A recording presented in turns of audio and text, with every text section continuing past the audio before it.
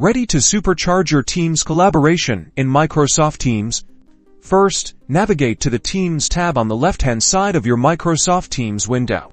This is your central hub for all team-related activities. Find the team you want to add members to, and then click the three dots next to its name to reveal a drop-down menu of options. From this menu, select Add Member. A dialog box will then appear, giving you options on how you can add someone to the team. You can directly enter the email addresses of the people you want to invite, or you can generate a team join code to share via email or other communication channels. If you manually enter the email, select it after each email you put in. After adding a member, you can assign them roles by clicking the drop-down that says Member on their invite, then selecting Owner or Guest depending on the permission level needed. To remove members or manage the team further, select the three dots on your team again, but instead of Add Member, select Manage Team. Under the Members tab, you will find options for removing people from the team, as well as changing roles and permissions. With these easy steps, you will be able to integrate your team into Microsoft Teams and collaborate effectively.